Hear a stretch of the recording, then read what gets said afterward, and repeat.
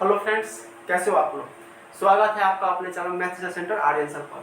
तो फ्रेंड्स, आज हम पढ़ाई करने वाले हैं रीजनिंग का डाइस। ठीक है, रीजनिंग का डाइस। देखिए, इसमें होता है क्या ना, नॉर्मली डाइस को दो कैटेगरी में बांटा गया है। नॉर्मली डाइस को दो कैटेगरी में बांटा गया है। एक होता है आपका स्टैंडर्ड डाइस, मानक पासा। दूसरा होता है जनरल डाइस, सामान्य पासा। ठीक है, मानक पासा क्या है और सामान्य पासा क्या है, इसमें आपको अंतर समझना होगा। और इसे अंतर के समझ के बेस पर क्वेश्चन को बनाया जाता है एकदम आसानी से। ठीक है, पहले आपको जो क्वेश्चन दिया रहता है उस क्वेश्चन को देख के आपको यह तय करना होता है कि ये जनरल है या स्टैंडर्ड है। ठीक है, अब ये दोनों में से कोई एक आप चुन लेते हो, फिर उसको सॉल्व करना आसान हो जाता है। तो अब उसको सॉल्व करना आसान कैसे हो जाता है ये मैं आपको बताता हूँ। ठीक है, जैसे आपको क्वेश्चन का फिगर कुछ इस टाइप से दे दिया जाएगा। ठीक है, और आपसे पूछा जाएगा कि किसी एक फलक का जो नंबर है, इसको फलक बोलते हैं, इस फलक का जो नंबर है जस्ट इसके अपोजिट में क्या है। ठीक है, तो जो मानक पासा है स्टैंडर्डाइज, जो स्टैंडर्डाइज है वो इस नियम को फॉलो करता है। जो स्टैंडर्डाइज है वो इस नियम को फॉलो करता है, मतलब 1 के अपोजिट में हमेशा 6 होगा, 5 के अपोजिट में हमेशा 2 होगा, 4 के अपोजिट में हमेशा 3 होगा। मतलब ये दोनों एक दूसरे के अपोजिट में, मतलब 6 के अपोजिट में 1 है तो 1 के अपोजिट में 6 है, 5 के अपोजिट में 2 है, 2 के अपोजिट में 5 है, 4 के अपोजिट में 3, 3 के अपोजिट में 4 है।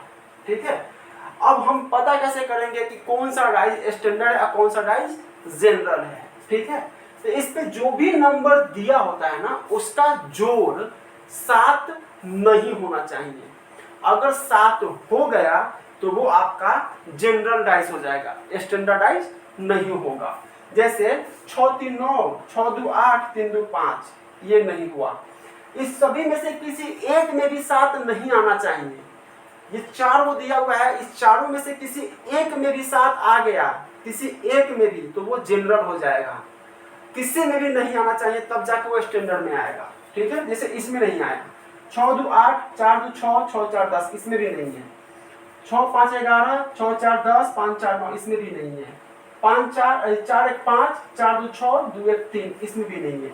तो ये जो हमारा डाइस दिया हुआ है ये हमारा होगा स्टैंडर्ड डाइस। अब इसमें आपसे पूछेगा कि 1 के अपोजिट में क्या है, तो ये हम जानते हैं 1 के अपोजिट में 6 होता है। सीधा हम कह देंगे कि 1 के अपोजिट में 6 है। बस आपको सिर्फ ये चूज कर लोगे, आप समझ लोगे कि हाँ ये कौन सा डाइस है, फिर आप इसका आंसर दे पाओगे। ठीक है, अगर आपको इसमें पूछे कि 2 के अपोजिट में क्या है, 2 के अपोजिट में भैया 5 रहता है। स्टैंडर्ड डाइस में तो यही होता है कि 2 के अपोजिट में हमेशा 5 रहता है। ठीक है, अब आ गया जनरल डाइस। तो जनरल डाइस कैसे पहचानेंगे, तो देखिए 5 2 7, 2 1 3, इसमें 7 आ रहा है।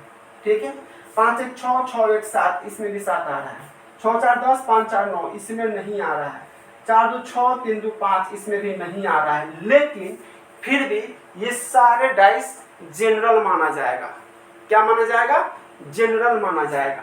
ठीक है, तो इस तरीके से जो भी क्वेश्चन दिया होता है उसको हम बोलते हैं जनरल डाइस। ठीक है, जनरल डाइस। अब चलिए कुछ क्वेश्चन को सॉल्व करते हैं, तभी जाके समझ में आएगा कि कौन सा डाइस क्या है और उसका आंसर कैसे निकाला जाएगा। क्वेश्चन देखिएगा, क्वेश्चन में आपको दिया हुआ है ये डाइस, आपसे पूछा जा रहा है कि 3 के विपरीत में कौन सा होगा, 3 के विपरीत में क्या होगा।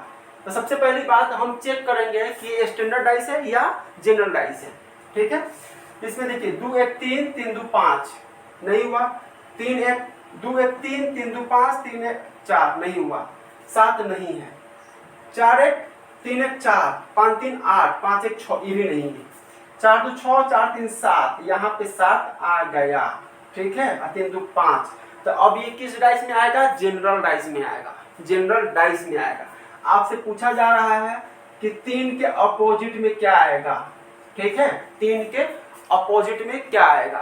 ठीक, तो जनरल डाइस में क्वेश्चन को कैसे सॉल्व किया जाता है ये मैंने आपको नहीं बताया है। स्टैंडर्ड डाइस में तो आपको बता दिया है कि अगर स्टैंडर्ड समझ में आ गया तो सीधा 1 के पीछे 6, 5 के पीछे 2, 3 के पीछे 4 हमेशा रहता है। ठीक है, अब जनरल में क्या होता है, तो जनरल में ध्यान दीजिएगा, 3 के अगल बगल में क्या दिया हुआ है, 2 1 1 2, 3 के फिर यहाँ पर 1 है 5 दिया हुआ है, 3 के बाद 4 दिया हुआ है, 4 दिया हुआ है, ठीक है।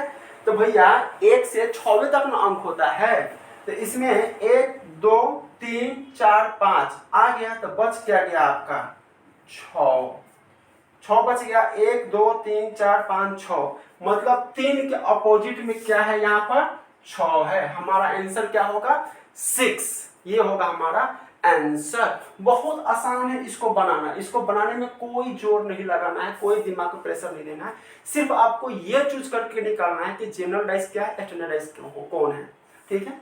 अगर ये पता चल गया तो इसको आसानी से निकाले। लेकिन जनरल डाइस निकालने के लिए, जनरल डाइस को सॉल्व करने के लिए आपको तीनों में से नंबर को सिलेक्ट करना होता है, ठीक है। इसी यहाँ पर दिया हुआ है 3 के जब दाएं बाएं में 1 2 है, यहाँ पे दाएं बाएं में 1 5 है, यहाँ पर दाएं बाएं में 2 4 है, तो भैया जो दाएं बाएं में होगा वो तो उसके पीछे नहीं जा सकता है। तो जब दाएं बाएं में इतना अंक आ गया 1 2 5 4, तो बच गया कौन 6, तो 6 उसके पीछे होगा, 3 के पीछे, वही हमारा आंसर हो गया। आपसे ये तो पूछा गया है कि 3 का अपोजिट में क्या है, तो 6, ये हमारा आंसर हो गया। तो इस क्वेश्चन के देखिएगा, इसमें दिया हुआ है कि दिए गए पासा में 6 के अपोजिट क्या है, दिए गए पासा में 6 के अपोजिट क्या है, ठीक है। तो मेरा पहला काम क्या है, पहला काम है कि हमको स्टैंडर्ड और जनरल ये दोनों में से पता करना, ठीक है। पता करते हैं। 6 3 9, 6 2 8, 3 2 5, ये नहीं है, ये नहीं है, ये आपका जनरल नहीं है, ये स्टैंडर्ड है। 6 2 8, 6 4 10, 4 2 6, ये भी नहीं है। 6 5 11, 5 4 9, 6 4 10, ये भी नहीं है। 4 1 5, 3 2 2 1 3, 4 2 6, ये भी नहीं। मतलब कि ये जो है हमारा, ये स्टैंडर्ड डाइस है। क्या है, स्टैंडर्ड डाइस। तो इसमें हमसे पूछा जा रहा है कि 6 के अपोजिट में क्या होगा, तो स्टैंडर्ड में मैंने क्या पढ़ा था, 6 के अपोजिट में 1 होता है, तो सीधा हो जाएगा 6 के अपोजिट में 1, ये हो गया हमारा आंसर, ठीक है, ये हो गया हमारा आंसर। अगला क्वेश्चन देखिएगा, अगला क्वेश्चन में आपको ये दिया हुआ है, ठीक है। अगला क्वेश्चन में आपको ये दिया हुआ है, इसमें आपसे पूछा जा रहा है कि 3 के अपोजिट क्या है, 3 के अपोजिट क्या है। तो सबसे पहले हम पता करेंगे, फिर वही बात, ये स्टैंडर्ड है या जनरल है, ठीक है। 5 4 9, 6 5 11, 5 6 4 10, ये नहीं हुआ। 2 1 3, 4 2 6, 4 1 5, ये भी नहीं हुआ। 6 3 9, 6 5 11, 5 3 8, ये भी नहीं हुआ। 4 1 5, 5 1 6, 5 4 9, ये भी नहीं हुआ। मतलब ये कौन सा है, ये आपका स्टैंडर्डाइज है, ठीक है। आपसे 3 के अपोजिट पूछा जा रहा है, तो स्टैंडर्डाइज में हमेशा 3 के अपोजिट में 4 होता है, ये हो गया हमारा आंसर। 3 के अपोजिट में हमेशा 4 होता है। जैसे आप स्टैंडर्ड जनरल खोज लेते हो, फिर आपको ये बनाना बहुत आसान हो जाता है, इसमें कुछ दम बचता ही नहीं है। चलिए अगला क्वेश्चन देखते हैं। अगला क्वेश्चन में इसमें भी आपसे कहा जा रहा है कि 3 के अपोजिट क्या होगा, 3 के अपोजिट क्या होगा। तो सबसे पहले हम चेक करते हैं। 6 3 9, 6 1 7, ये आपका 7 निकल गया, ठीक है।